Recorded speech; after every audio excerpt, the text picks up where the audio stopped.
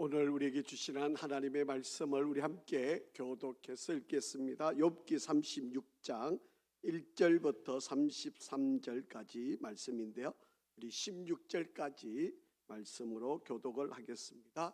욥기 36장 1절에서 33절, 우리 16절까지 말씀을 교독하겠습니다. 엘리후가 말을 이어 이르되 나를 잠깐 용납하라. 내가 그대에게 보이리니 이는 내가 하나님을 위하여 아직도 할 말이 있음이니라. 내가 먼 데서 지식을 얻고 나를 지으신 이에게 의를 돌려 보내리라. 진실로 내 말은 거짓이 아니라 온전한 지식을 가진 이가 그대와 함께 있느니라.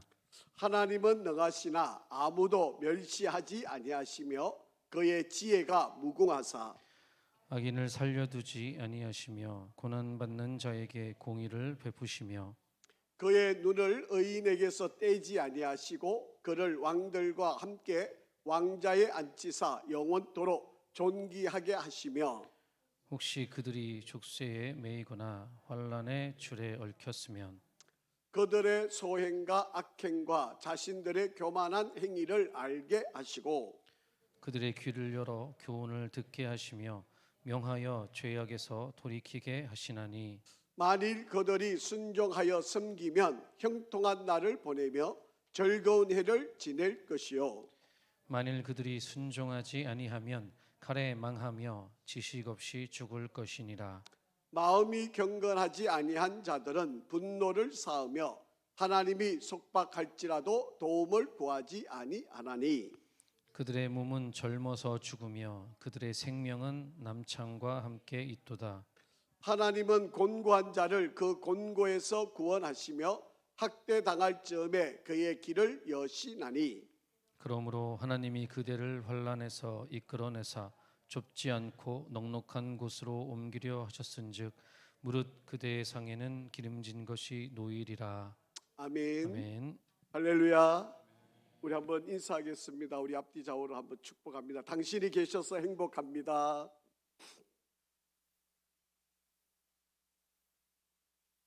한 번 더 인사하겠습니다. 잘 되고 있습니다. 기도하면 됩니다.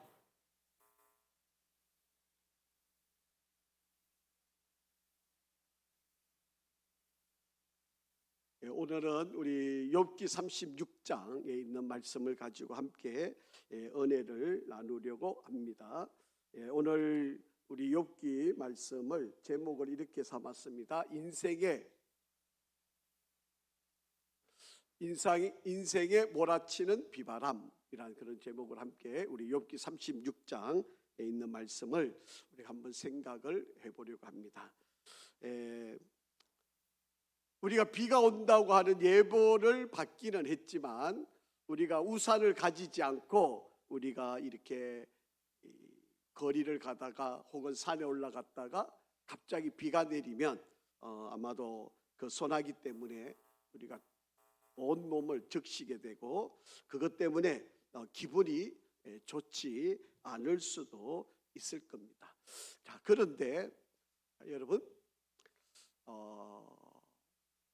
소나기가 올 때 절대로 해서는 안 되는 행동이 하나 있는데 여러분 나무 밑으로 들어가시면 안 됩니다. 이 번개가 치면 나무 밑으로 가면 이 번개가 나무에게 번개를 칠 가능성이 아주 높기 때문에 그래서 이 가능하면 비가 많이 오고 번개를 치는 시대이면 나무 밑으로 가지 않아야 된다라고 하는 거 여러분이 꼭 지혜를 가지시고요. 종종 이제 우산을 가지고 우리가 가잖아요. 그때 번개를 칠 때 여러분 우산을 가지고 있으면 번개 맞을 확률이 훨씬 높아진다라고 하는 것입니다.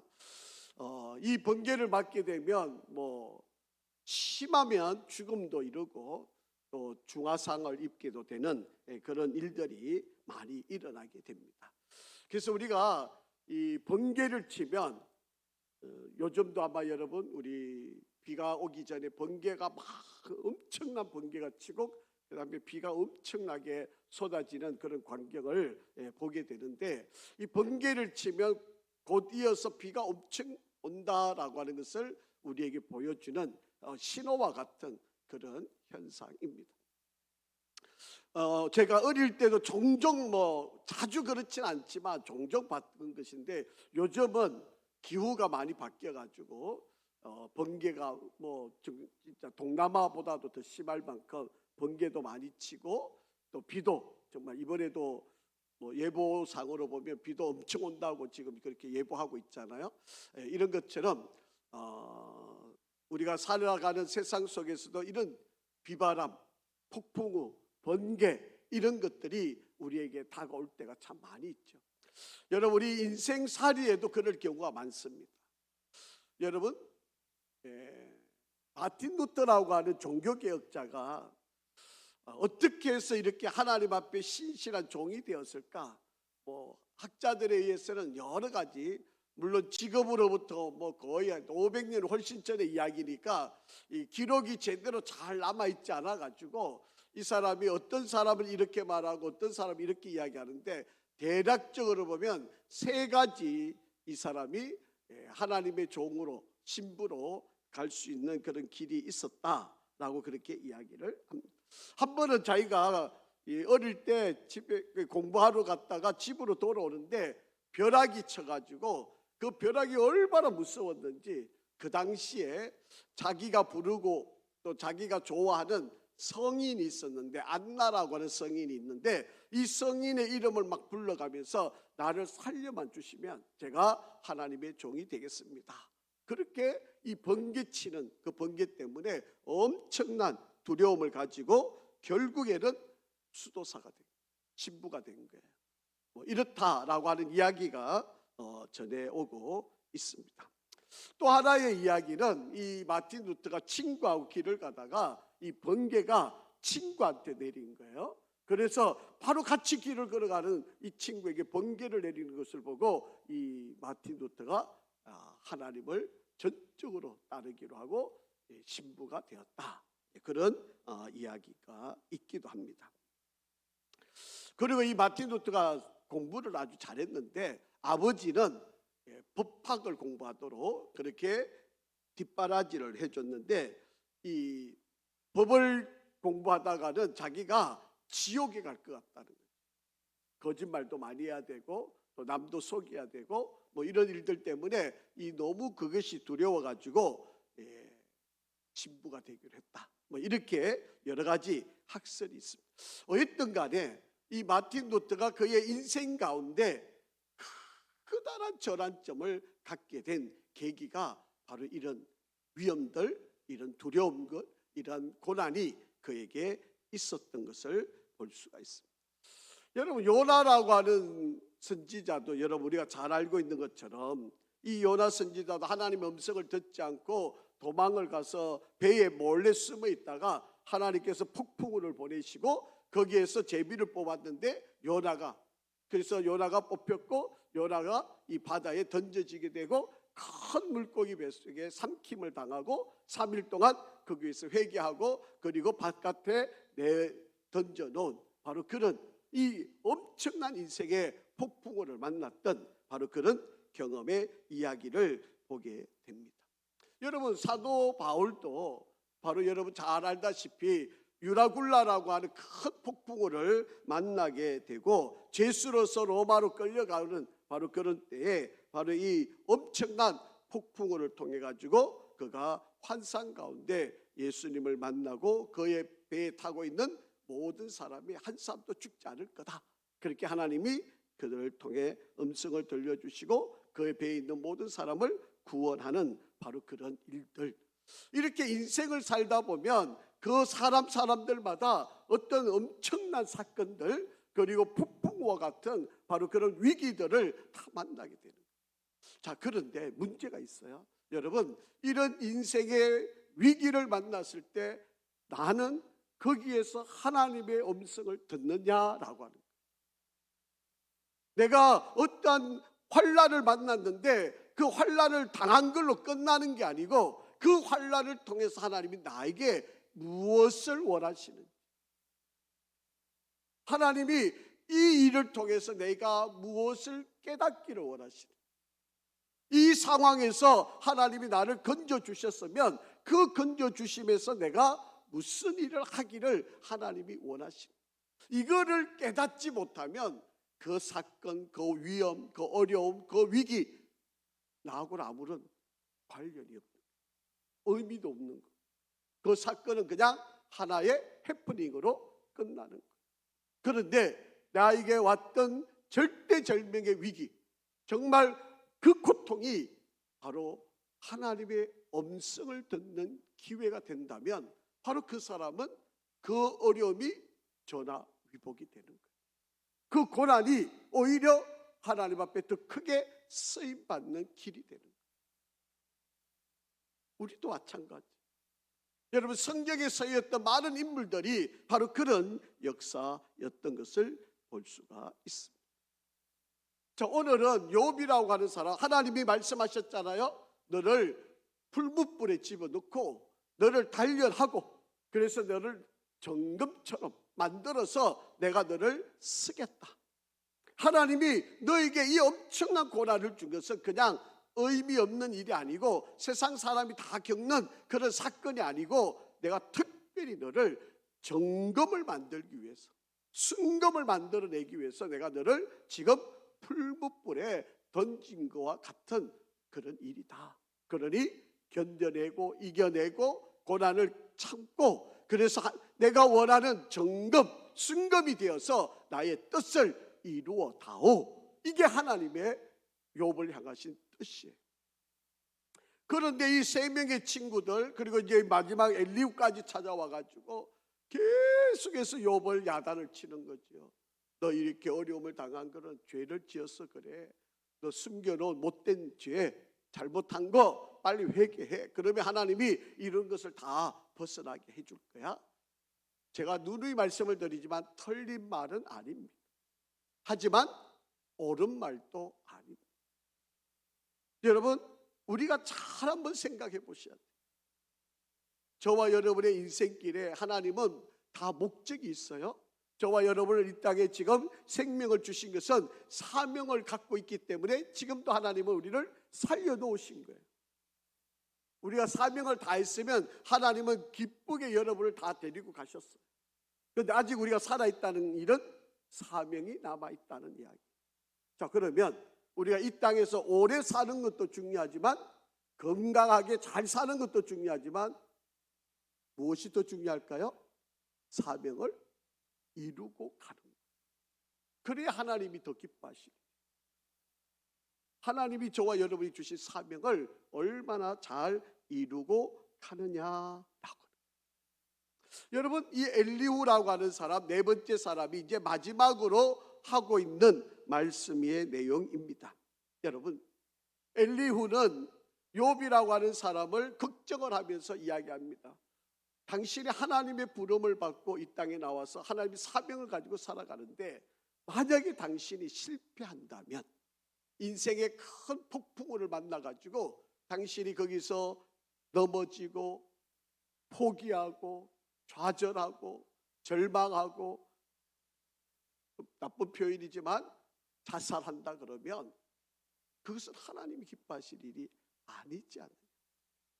또 이런 일 때문에 세상 사람 이목이 두려워가지고 부끄러워하고 창피해서 막 숨어버리고 그렇게 하면 그거 옳은 거 아니지 않냐.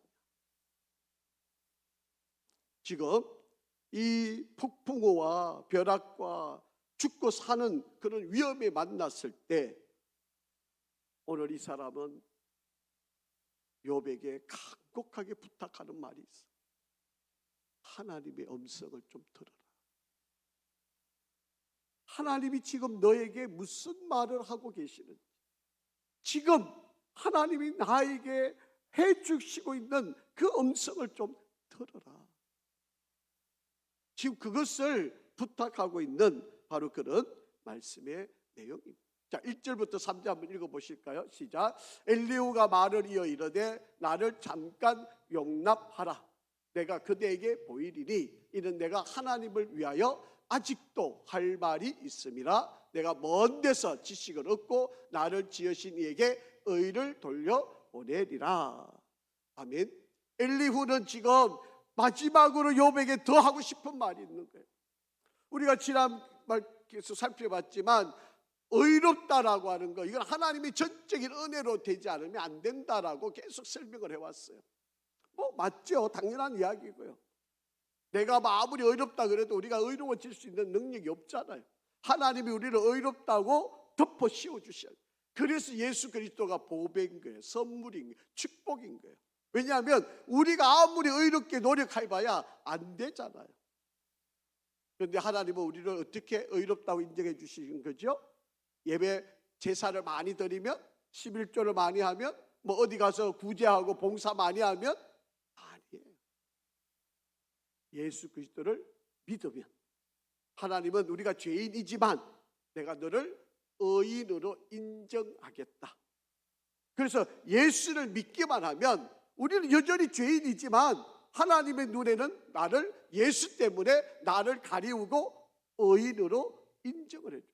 그래서 예수 믿는 게 이게 축복인 거예요. 이것처럼 귀한 일이 없는 거예요. 여러분, 우리가 의를 행하고 만약 하나님 옆에 가려고 그러면요, 이 땅에서 우리 여러분 속마음을 다 알잖아요. 우리 진심을 알잖아요. 겉으로 하는 말하고 속말이 다르잖아요. 우리가 머리로 생각하는 거하고 행동하는 게 다르잖아요. 하나님은 우리 생각까지 다 아시니까 우리 생각을 다 쪼개서 벌을 내리면 살아남을 인간이 없어요. 그런데 뭐 때문에 우리를 살리세요? 뭐 때문에 우리를 천국에 인도해 가세요? 예수님 때문에. 저와 여러분이 예수를 믿는 그 믿음 때문에 우리를 의인으로 인정하고 천국에 데리고 가시는 거예요. 여러분 절대로 착각하지 마세요. 내가 뭐 어려운 사람 많이 도와줬으니까, 내가 착한 일 많이 했으니까. 여러분, 그걸로는 우리가 의인이 될 수 없어요. 옛날에는요, 구약 시대에는 제사를 드려야만 해요. 맨날 하나님 앞에 가서 매일매일 하나님, 오늘도 내가 이런 죄를 지었습니다. 오늘 그래서 양 한 마리 잡아가고 또 소 한 마리 잡아가고, 오늘도 내가 이런 죄를 지었. 여러분, 오늘 하루도 우리가 지금 저녁에 되었지만 하루를 가만히 곰곰이 생각해 보세요. 아마 저와 여러분도 소 몇 마리, 양 몇 마리 아마 오늘도 드려야 되는 인간 아니겠습니까? 그런데 오늘날 하나님이 우리에게 은혜를 주신 것은 뭐예요? 예수를 믿기만 하면 내가 너를 의인으로 인정하마. 그렇게 말씀. 그러니까 우리는 물론 여러분, 우리 인간은 여전히 죄를 짓잖아요. 그럼에도 불구하고 하나님은 예수 때문에 우리를 가리워 주시는 거예요. 이게 은혜인 거예요. 여러분, 이 은혜를 믿지 않는 사람들이 여러분, 세상 사람들 내가 착해야 교회 갈 수 있다고 생각하잖아요. 술 안 마셔야 내가 교회 가서 예수 믿을 수 있다고 이야기하잖아요. 담배 안 피워야 내가 교회 갈 수 있다고 이야기하잖아요. 여러분, 예수를 믿으면 하나님은 우리의 모든 죄를 다 가리워 주시는 거예요. 그래서 이 은혜. 그래서 우리는 그 예수를 선포하고 전하고. 자, 여러분 한번 보세요. 이 엘리후라고 하는 사람이 밑에서 두 번째를 보시면, 내가 하나님에 대한 지식을 배웠는데 먼 데 가서 지식을 얻고 나를 지으신 이에게 의를 돌려보내리라, 그렇게 말해요. 이분은 아마도 하나님에 관한 이야기를 예루살렘에 가서, 아마 자기가 살던 곳에서 예루살렘까지 아주 멀었겠죠. 먼 그 예루살렘에 가서 아마 하나님의 말씀을 들었던 것 같아요. 소위 말하면 유학을 가는 거예요. 거기 가서 예루살렘에 유학을 가가지고 하나님이 어떤 분이고 우리를 어떻게 용서하시고 우리가 어떻게 살아야 하나님께 영광이 되고 이런 이야기를 다 들은 거예요. 얼마나 많은 돈을 들였겠어요, 하나님을 아는데. 그런데 이스라엘 백성들은 예루살렘 살면서 날마다 하나님의 말씀을 듣고 하나님의 은혜 앞에 있으면서도 죄를 짓고 살죠. 이게 천양지차인 거예요. 먼 데 있는 사람은 하나님을 좀 알고 싶어가지고 여러분 유학을 가는 거예요. 돈을 주고 가서 하나님 말씀을 들으려고 가는 사람들이 있는가 하면, 하나님의 말씀이 널려 있는데도 안 듣고 순종 안 하죠. 오늘 우리도 마찬가지잖아요. 여러분, 북한 땅에는요, 이 성경 한 절, 아니 쪽복음, 아니 이 성경 찢어가지고 이 한 종이 한 페이지만이라도 보고 싶어하는 백성이 얼마나 많이 있어요. 그런데 우리는 이 성경 66권이 차에도 있고 집에도 있고 뭐 그냥 널려 있는데도 안 보잖아요. 하나님 말씀 안 듣잖아요. 맨날 방송이 나오고 하는데도 하나님 말씀을 귀하게 생각하지 않잖아요. 어떤 이들은 유학까지 가가 말씀을 들으려고 배우려고 하는데 우리는 널려 있는데도 안 듣는 것, 그런 현실과 같은 맥락을 가지고 있다라고 하는 것입니다. 자, 이 엘리후가 그렇게 해서 내가 깨달은 지혜인데 이것을 내가 너희에게 좀 가르치고 싶다, 그렇게 지금 이야기를 하고 있다라고. 여러분, 하나님의 말씀을 가까이 하는 은혜가 있기를 간절히 바랍니다. 세상 소리에 귀 기울이지 마시고 세상 사람들이 하는 말에 여러분 너무 흔들리지 마시고 여러분 하나님의 말씀에 더 귀를 기울이시고 오늘 하나님이 나에게 뭐라고 말씀하시고 너를 통해서 내가 무엇을 하기를 원하는지 그 음성에 조금 더 귀를 기울이시기를 주의 이름으로 부탁을 드립니다. 우리는 너무 세상에 너무 많이 길을 열어놓았어요. 진실로 내 말은 거짓이 아니라 온전한 지식을 가진 이가 그대와 함께. 자기는 하나님의 말씀을 듣고 싶어서 유학까지 갔다 와서 하나님의 말씀을 듣고 배운 것 가지고 지금 너에게 일러주는 거야. 그러니 좀 잘 들어, 잘 깨달아. 내가 너에게 정말 신신당부하는 말인데 이것을 좀 잘 한번 깨달아 봐. 그렇게. 자, 5절 한번 같이 읽어보죠. 시작. 하나님은 능하시나 아무도 멸시하지 아니하시며 그의 지혜가 무궁. 하나님은 모든 것이 할 수 있다는 거예요. 하나님은 능하시다는 말은 하나님은 모든 것을 다 하실 수 있으신 분이다. 여러분, 하나님은요 곤충도 사랑하시고 날아다니는 새도 사랑하시고 세상에 있는 모든 가난한 자 그리고 악한 자까지도 하나님은 다 사랑하시는 거예요. 의인만 사랑하시는 게 아니고요, 하나님은 모두를 다 사랑하시는 거예요. 우리가 보기에는 의롭고 법 잘 지키고 착하고 좋은 사람만 사랑하고 죄짓고 나쁘고 악하고 정말 저런 사람은 하나님 사랑하지 않처럼 생각하지만 우리 하나님은 그렇지 않아요. 우리 하나님은요 모두를 다 공평하게 사랑하신다. 자, 그러니까 이 세상에 살아가는 사람들은 살아가야 할 가치와 이유가 다 있다는 거예요. 어떤 사람들은요 잘 살 때는 뭔가 하나님의 뜻을 찾고 일하고 내가 좀 어려워지고 가난해지고 몸이 아프면 나는 이제 더 이상 할 일이 없어, 나는 아무도 아니야, 이렇게 생각한다니까. 여러분, 우리 하나님은 여러분 잘 될 때만 여러분 사랑하고 여러분 병들고 약할 때는 사랑 안 하는 그런 하나님이 되기를 원하시나요? 아니잖아요. 하나님은 내가 잘 될 때도 병들 때도 약할 때도 다 같이 사랑하시는 우리 하나님 그런 분이에요. 여러분, 그러니까 내가 지금 좀 나이 들었다고 몸이 좀 약하다고 나 이제 할 일 없어, 나 이제, 여러분 이렇게 생각하시면 안 된다니까요. 여러분, 내가 아직도 생명이 있으면 뭐 때문이다? 걱정하지 마세요. 여러분 사명 다하면 하나님 고이 데려가실 겁니다. 여러분 전혀 걱정하지 마세요. 여러분, 하나님 우리를 지금 살려놓으신 이유는 다 있습니다. 여러분 그걸 잘 깨달으셔야 돼요. 찾으셔야 돼요. 왜 하나님이 나를 지금 살려놓으셨을까? 왜 내 지금 여기 있는 걸까? 왜 내가 이때 살아있는 걸까? 여러분 한번 잘 생각을 해보시기를. 여러분 하루살이도 하루를 살지만 다 하나님의 뜻이 있다라고 하는. 여러분 지렁이도요 다 지렁이의 삶이 있는 거예요. 여러분 악한 자도 다 하나님의 때에 쓰시려고 다 하나님께서 나름대로 다 살아가고 있는 이유가 있다는 것을 우리가 잘 기억을 해요. 여러분 이렇게 생각하잖아요. 하루살이가 어쩌다 오늘 뭐 살다 죽고 아니면 새에게 먹잇감이 되고 말 그런 존재지만 아이고 하루살이가 왜 살아? 우리는 이렇게 생각했지만 하나님은 그렇지 않으시다. 그 하루살이가 새의 먹이가 되든 오늘 하루를 살고 끝을 맺든 그 하나님이 다 그렇게 지어놓으신 거예요. 자, 6절 한번 읽어볼게요. 시작.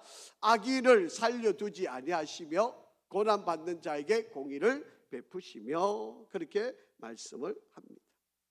여러분, 우리 하나님은요, 끝내 악한 자를 반드시 심판하시겠지만 곱게 살도록 내려놓은 것은 아니에요.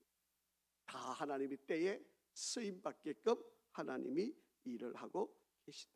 그런데 우리가 보기에 악한 자는 금방 망했으면 좋잖아요. 금방 막 하늘에서 벼락이 떨어져가 벌 받아가지고 죽으면 얼마나 좋겠습니까? 그런데 그렇지 않아요.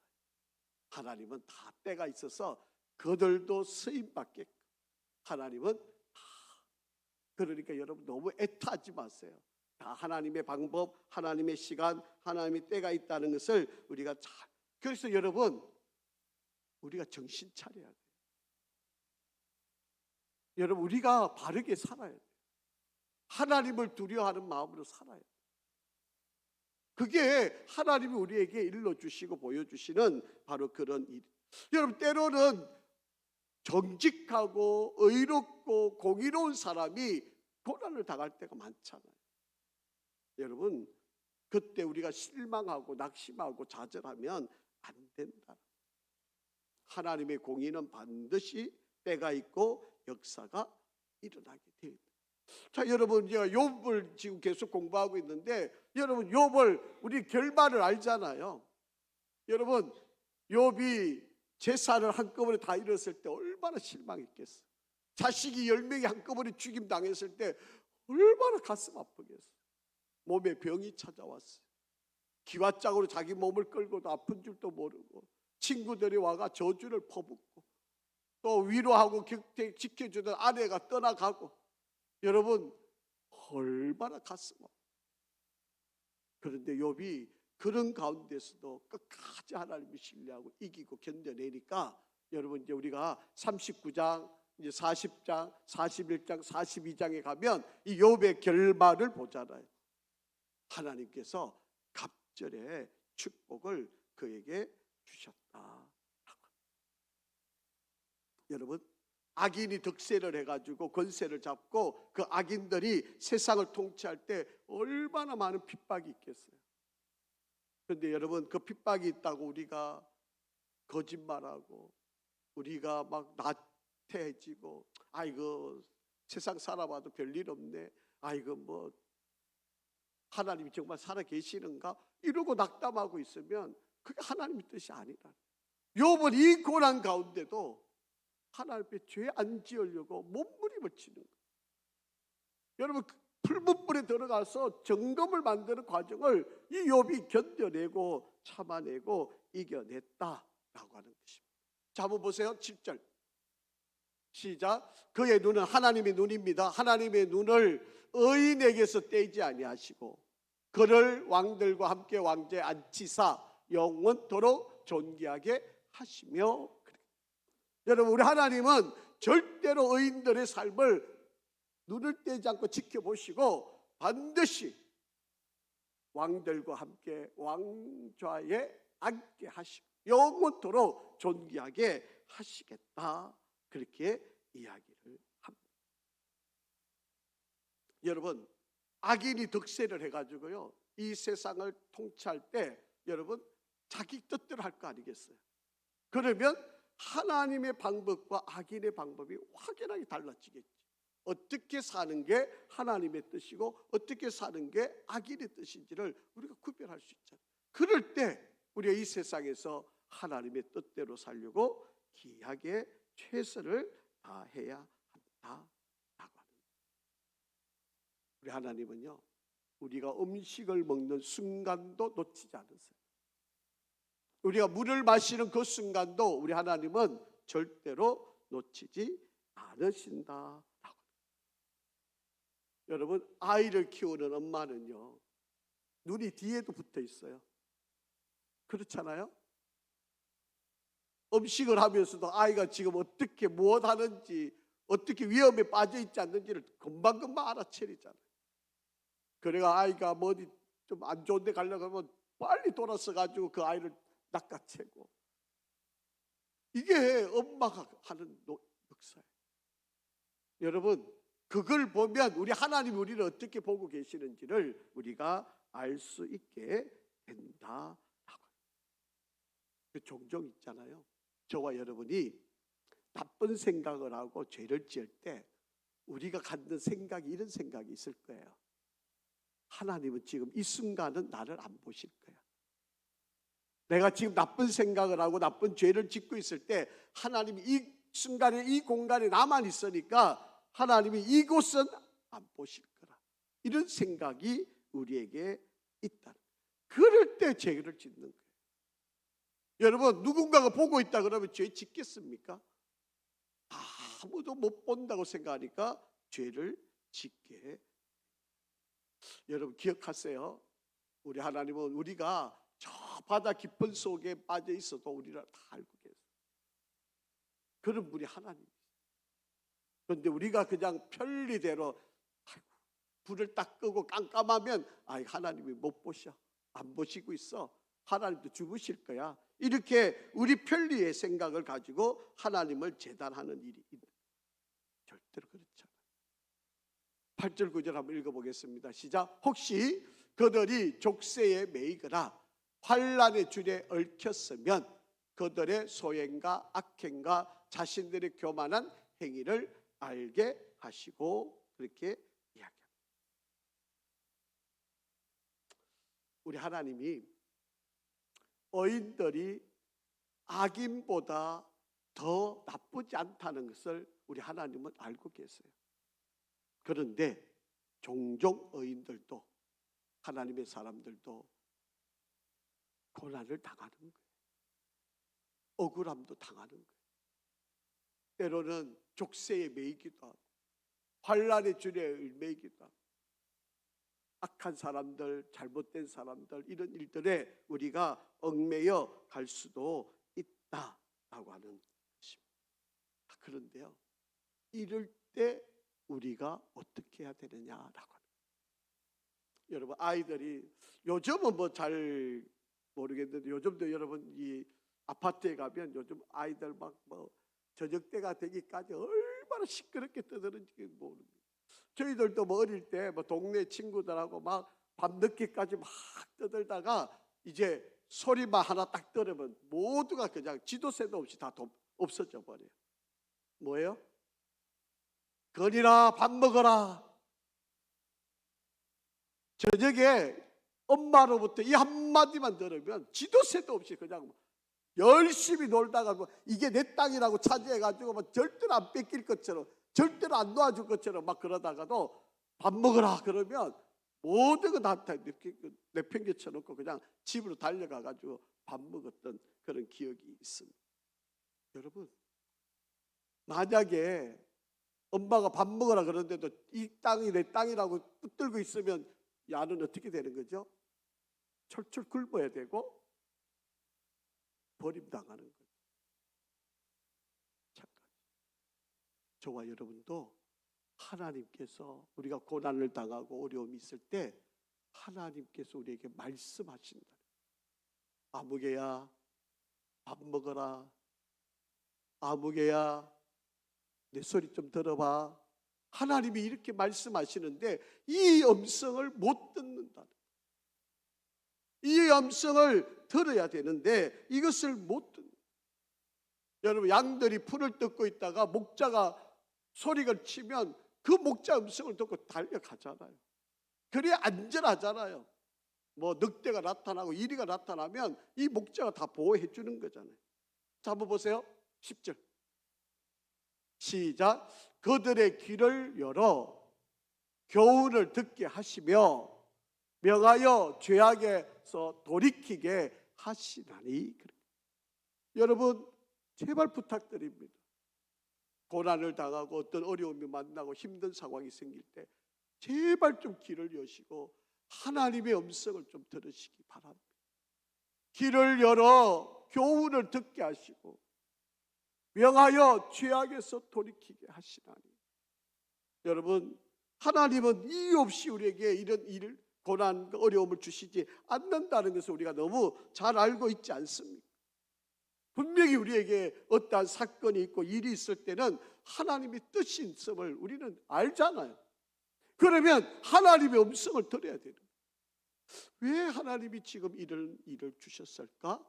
왜 나를 이런 위험 속에 있게 하셨을까? 하나님이 왜 나를 이 고난에서 건져 주셨을까? 여러분, 하나님의 음성을 좀 들어야 된다는 거예요. 그런데 만일 그들이 순종하여 섬기면 형통한 날을 보내게 되지만, 즐거운 해를 지내게 될 것이지만, 만일 그들이 순종하지 아니하면 어떻게 돼요? 칼에 망하며 지식 없어 죽을 것이다. 답은 간단해요. 여러분, 어려운 이야기가 아닙니다. 마음이 경건하지 아니한 자들은 분노를 쌓으며 하나님이 속박할지라도 도움을 구하지 아니하나. 하나님이 해결해 주셨는데도 그들의 몸은 젊어서 죽으며 그들의 생명은 남창과 함께 있도다. 죄 짓는 데 있겠다는 거예요. 하나님이 그렇게 말씀하시는데도 안 들으면 여전히 죄 가운데 머물러 있게 된다. 지금 그런 말씀입니다. 하나님은 곤고한 자를 그 곤고에서 구원하시며 학대 당할 점에 그의 길을 여시나니, 그러므로 하나님이 그대를 환난에서 이끌어내사 좁지 않고 넉넉한 곳으로 옮기려 하셨은즉 무릇 그대의 상에는 기름진 것이 놓이리라. 어떻게 하면 이렇게 해주신다는 거죠? 말씀을 들으면, 하나님의 음성을 들으면, 하나님이 그때에 주신 말씀에 내가 잘 순종하면 하나님이 공고한 자들을 그 공고에서 구원하시고 학대 당할 점에 그 길을 열게 하셔서 그들을 환난에서 이끌어내 주시고 좁지 않은 넓은 곳으로 우리를 이끄시고 그들의 상에 기름진 것으로 채우게 하시겠다. 그렇게 지금 말씀을 하시는 거예요. 어떤 사람들에게?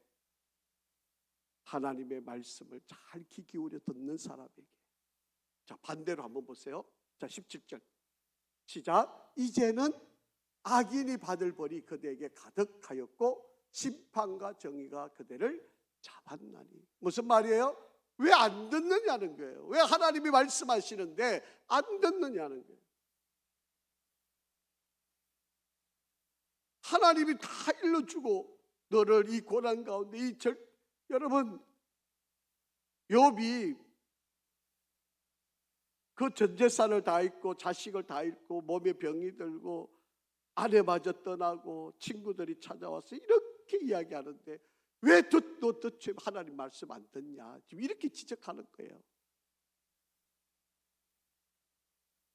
욥은 그렇지 않았잖아요. 욥은 하나님을 의지하면서 이 고난에 하나님의 뜻을 발견하고 참고 견디고 이겨내고 있잖아요. 그러니까 욥이 복을 받게 된 거잖아요. 그런데 지금 그를 이해를 못하는 사람들은 욥이 너무 교만해 보이는 거죠. 여러분, 저와 여러분도 우리가 믿음의 길을 걸을 때 물론 어려움이 없고 문제 없이 우리가 잘 이겨나가면 물론 너무 좋은 일이죠. 귀한 일. 그러면서 사명 잘 감당하고 승리하는 거 너무 큰 축복이죠. 뭐 더할 나위 없이 귀한 일이죠. 자, 그런데 우리가 어려움이 있을 때 어떻게 해야 되는가? 어려움이 있을 때 정말 하나님이 왜 나에게 이런 일을 주시는가를 귀를 기울여 그것을 깨닫는 지혜가 우리에게 필요하다. 여러분, 세상에는요, 물론 우리를 유익해 하고 좋은 것도 많지만 사실은 독이 많아요. 우리를 죽이고 우리를 넘어뜨리고 우리를 위협해 하는 일들이 너무 많아요. 그러니까 우리는 정말, 우리는 조심을 해야 된다라고 하는 것입니다. 그런데 절대로 여러분 사람은요 겉으로는 평가가 안 돼요. 겉으로는 절대로 사람 평가할 수 없어요. 그 속을 봐야 되는데 이 속을 우리가 볼 수가 없으니까 그게 참 어려운 일이죠. 자, 18절 한번 읽어봅니다. 시작. 그대는 분노하지 않도록 조심하며 많은 뇌물이 그대를 그릇된 길로 가게 할까 조심하. 여러분, 돈에 장사 없어요. 최근에 이제 이 목사들 세계에도 내가 보니까 돈에 안 넘어가는 사람이 없어요.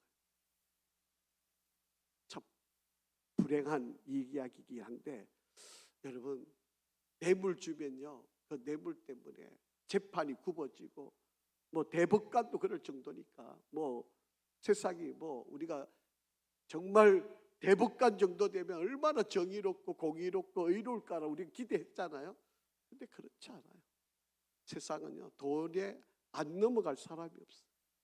여러분, 그러니까 이것 때문에 뭐 분노한다고 뭐 여러분 그렇게 되지가 않는다는 거예요. 자, 19절 20절 한번 읽어봅니다. 그대의 부러지점이나 그대의 능력이 어찌 능히 그대가 곤고한 가운데서 그대를 유익하게 하겠느냐. 그대는 밤을 사모하지 말라. 인생들이 밤에 그들이 있는 곳에서 끌려. 여러분, 역사의 주인은 하나님이세요. 우리 인간이 이런다고 저런다고 되어질 일이 아닙니다. 여러분, 역사는 하나님 이끌어 가시고 하나님이 이 땅을 통치하시고 하나님이 다스리시도록 사람들이 하나님의 음성을 들을 수 있도록 우리가 깨어 있어야 되고 기도해야 될 바로 그런 일이다. 여러분, 어려움을 만나면 우리 인간들은요 분노하게 돼 있어요. 이거는 인간의 당연한 반응입니다. 왜 하나님? 여러분, 오늘 우리가 이제 말라기 새벽에 이제 말라기 지금 말씀을 읽고 있잖아요. 제가 이제 말라기를 1장을 읽어가면서 이 영적인 그런 무감각, 오늘은 영적인 반항이라고 하는 그런 말씀으로 말라기 1장 6절에서 8절 말씀을 읽었는데 여러분, 어려움이 왔어요. 문제가 있었어요. 이스라엘 백성이 뭐라 그런지 아세요? 하나님, 내가 언제 그랬습니까? 내가 언제 하나님 앞에 제사를 제대로 안 드린 적 있습니까? 내가 11조 제대로 안 한 적 있습니까? 내가 하나님 앞에 뭐 잘못한 게 뭐 있습니까? 나 예배 온전히 다 드렸는데요. 왜 하나님 나 어렵게 만들어요? 왜 힘들게 하세요? 여러분, 말라기 보면 그 말이 계속 나와요. 어떻게 우리가 하나님 언제 그랬느냐고 반항을 해요. 하나님께 어려움이 찾아오면 하나님, 내가 이런 거 잘못했습니다. 이렇게 순수하게 순종을 해야 되는데 안 돼요. 그렇게. 여러분, 우리도 마찬가지예요. 저와 여러분도 어떤 어려움이 오면 딱 하나님 앞에 엎드려가지고 하나님 두 손 두 발 딱 들고 하나님 나 살려주세요. 나 다른 방법 없습니다. 내 인간적인 능력 없습니다. 하나님밖에 없습니다. 이래야 빨리 돌아오는 거죠. 살 수 있는 길이잖아요. 그런데 어려움을 당하면 하나님, 나 뭐 잘못했어요? 내 뭐 못했습니까? 내가 안 한 게 뭐 있습니까? 이렇게 하나님 앞에 대항한다니까요. 여러분, 반항하면요 매를 벌어요. 제가 그 산 정인이잖아요. 제가 삼형제 자라가지고요, 저희 형님은 너무너무 착해요. 또 내 동생은 너무 약삭 빠르고. 그렇게 저는 뭐 잘못 안 했다 그냥 끝까지 버티고 앉아있다 그냥 두 대를 더 맞는 거죠. 그냥 빨리 내가 아버지 잘못했으면 이랬으면 그냥 한 대만 맞고 끝날 일을 맨날 맞을 때 되면 아버지, 내가 왜 너 형 보필 못해서 그래? 너 동생 못 다스려서 그래? 그리고 늘 두 대를 맞는 거예요. 형님은 늘 한 대만 맞고 그냥 끝나는데 저만 그냥 그렇게 제 성질이 얼마나 못됐겠습니까? 그렇게 매 맞고 자라니까. 여러분, 반항하는 게 오히려 손해예요. 빨리 두 손 드는 게 제일 잘하는 방법이에요. 여러분, 우리 인생도 마찬가지야. 하나님 앞에 막 반항하고, 뭐 하나님 내가 뭐 잘못했는데 이렇게 어려움 주십니까? 내가 뭐 어떻게 했는데 하나님 나 이렇게 이러고 계속 하나님께 반항한다니까요. 왜 말라기가 그랬어요? 말라기 시대에 이스라엘 백성들이 그렇게 했어요. 자, 21절, 23절. 삼가 악으로 치우치지 말라. 그대가 환난보다 이것을 택하였느니라. 하나님은 그의 권능으로 높이 계시나니 누가 그같이 교훈을 베풀겠느냐? 누가 그를 위하여 그의 길을 정하였느냐? 누가 말하기를 주께서 불의를 행하셨느냐 할 수 있으랴. 그런데요, 인간들이 안 돼요. 사람들은요, 조금만 힘들면 하나님 왜 이렇습니까? 하나님한테 원망하고 따지고 불평하는 일이 얼마나 많이 있는지 모른다라고 하는 것입니다.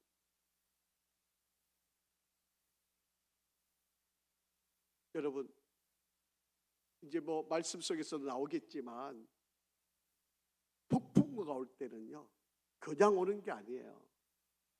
여러분, 폭풍우가 오면 이 땅의 공기가 습해지잖아요. 그 공기를 다 빨아서 올라가 가지고 공중에 이 구름으로 만들어지는 거예요.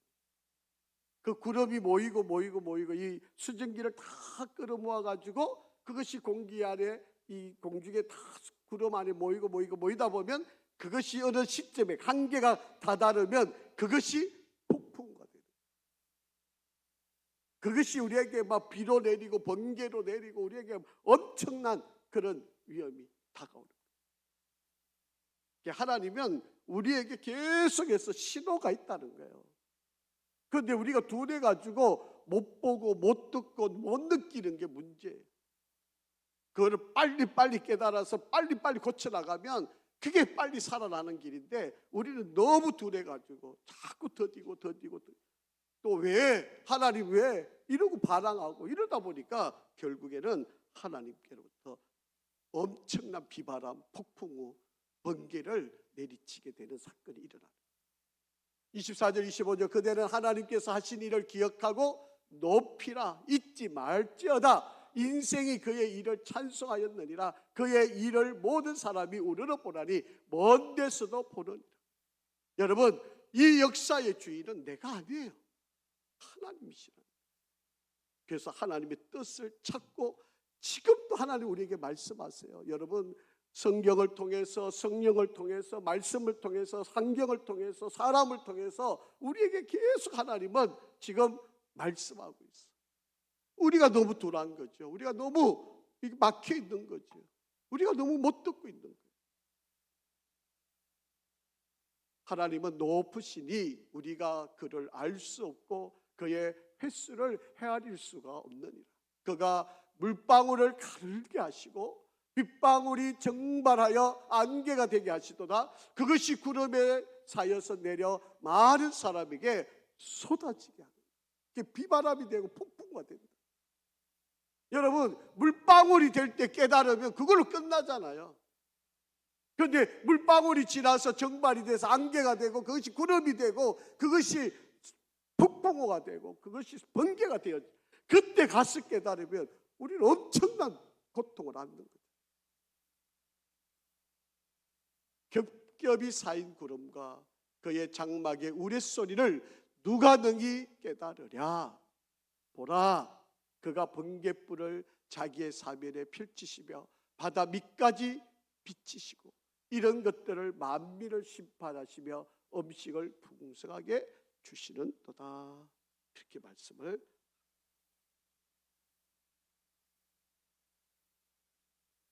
사도 바울도요, 다메섹 도상에 갈 때 하나님께서 예수님을 통해 그에게 찾아오셔서 번개와 같은 우레와 같은 소리로 그에게 다가오셨죠. 그런데 주위의 사람들 다 못 들었어요. 바울만 들었던 거예요. 오늘도 마찬가지입니다. 하나님께서 바로 여러분에게, 여러분 바로 당신에게 하나님은 말씀하고 싶어 하시는 거예요. 누가 듣기를 원하는 게 아니고 나에게 듣기를 원해요. 오늘도 그 하나님의 음성이 나에게 들려지는 은혜가 있기를 간절히 바랍니다. 때로는 하나님은요, 번개를 통해서라도 우리에게 말씀하시는 거예요. 번개를 통해서라도 우리에게 말씀. 여러분, 이 번개는 뭐 엄청난 에너지를 발휘하는 것이지만 바로 그 속에는 하나님의 메시지가 있다라고 합니다. 한번 같이 읽어볼까요? 32절 33절 시작. 그가 하나님께서 번갯불을 손바닥 안에 넣으시고 그가 번갯불을 명령하사 관역을 치시도다. 그의 우레가 다가오는 폭풍우를 알려주니 가축들도 다 그 다가옴을, 여러분, 미물도 안 돼요. 그런데 인간이 모르는, 우리가 너무 둥란, 우리가 너무 하나님의 음성을 모르고 있는. 여러분, 고난이 나쁜 거 아니에요. 고난은 축복의 확승기다라고 하는 말이 있잖아요. 여러분, 우리에게 고난이 찾아왔다는 것은 하나님이 더 큰 축복을 주기 위한 하나님의 메시지. 그래서 여러분, 어려움이 찾아왔을 때 원망하지 마시고 하나님의 음성을 들으시기를 바랍니다. 정말 하나님이 나에게 무엇을 원하는가? 여러분, 고난이 없으면 내가 하나님 앞에 진실한 마음으로 나가기가 어려워요. 우리가 신앙생활을 열심히 하지만 정말 우리에게 고난이 없으면요, 어려움이 없으면 하나님 앞에 제대로 무릎 꿇고 하나님의 뜻을 찾는 일을 하기가 쉽지 않다. 여러분, 하나님께 억울하다고 말하지 마시고 왜 하나님 이 시간에 이때에 이렇게 하셨습니까? 진지하게 한번 물어보시기 바랍니다. 그리고 하나님의 답을 받으시기를 바라요. 내가 너를 통해 이런 일을 하고 싶다. 내가 너를 통해 이런 사역을 하고 싶다. 내가 너를 통해 하나님 뜻을 드러내고 싶다. 여러분, 하나님이 여러분에게 목적을 두셨다고 말씀하잖아요. 그 목적을 내가 이루어갈 수 있든. 그래서 우리가 정말 하나님의 앞에 섰을 때 부끄러움이 없어요. 제가 이번 주일날 기비 초청 잔치를 준비하고 우리 초청 대상자들과 우리 성도들에게 천국이 있다, 예수님께서 말씀하셨던 마태복음에 있는 말씀처럼 천국은 마치 이와 같다, 그러면서 두 가지 예를 들어 주셨거든요. 이제 그걸 가지고 제가 오늘 이번 주일날 설교를 하려고 합니다. 그래서 천국은 반드시 있는 것이고, 천국은 여러분 감추인 보화 밭에 있는 그것을 발견한 사람과 같아요. 또 하나는 장사하는 사람이 값진 진주를 찾아서 다니고, 그래서 진주를 발견하면 자신이 가져간 모든 돈을 가지고 그 진주를 사는, 이 두 가지는 의미가 조금 달라요. 이제 제가 거기에 대한 설명을 말씀하면서 제가 메시지도 전하고 또 복음을 전하려고 하는데, 여러분, 하나님께서 지금도 우리에게 지금 이 상황들, 또 개개인에게 지금 내가 처해 있는 이 환경들 속에서 하나님은 말씀하세요. 여러분, 길을 열어서 우리 하나님이 이러시려고 하셨구나, 나한테 이런 뜻이었었구나. 여러분, 그러면 지금 내가 당했던 이 어려움과 아픔은 너무 좋은 거잖아요. 너무 행복한 거죠. 여러분, 욥이 지금 그렇게 이겨가는 거예요. 저는요, 욥기를 읽을 때마다 상상이 안 돼요. 여러분, 10명의 자식이 어떻게 한꺼번에 죽임이 당해요? 여러분, 이거는 내가 아무리 이해하고 싶어도 이해가 안 돼요. 이제 저희 딸이 이제 다음 달이면 이제 넷째를 놓잖아요.